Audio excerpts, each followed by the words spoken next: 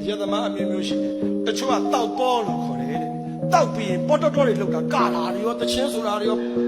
တောက်ပေါ်လို့ဖင်ရမ်းတာတော့ပါတော့ကိုကြီးမင်းတို့မူးရင်ဖင်ရမ်းတယ်တောက်ပေါ်ရှိတယ်တောက်ပေါ်တယ်ဆိုတာတောက်ရစ်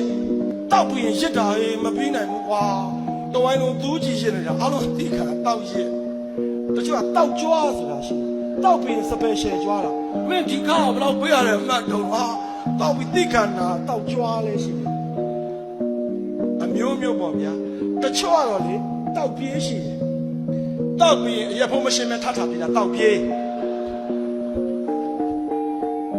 ရိုင်းနဲ့မတင်နဲ့တောက်ပတ်ဆိုတာရှိသေးတယ်ရိုင်းတာမဟုတ်ဘူးနော်တောက်ပြီးမပြီးဘူးဟိုဆိုင်ပတ်ဒီဆိုင်ပတ်နဲ့ဟိုဆိုင်သွားအောင်မယ်ဒီဆိုင်သွားအောင်မယ်အဲ့လိုကောင်းနေလဲရှိတယ်ကျွန်တော်ကတော့ကျွန်တော်ပြောတာနော်ကျွန်တော်တောက်စားတောက်ချင်အောင်ဆောင်ပြီးစားတာကျွန်တော်နဲ့ထိုင်ပြီးဆိုညီမညဟာကြည့်တယ်အကြီးကွက်ကိုသူတို့ကမကုန်ဘူးအမြီးရကုန်ဘူးကျွန်တော်ခတ်တီတီပဲတောက်ချင်အောင်ဆောင်ကျွန်တော်တောက်စားတယ်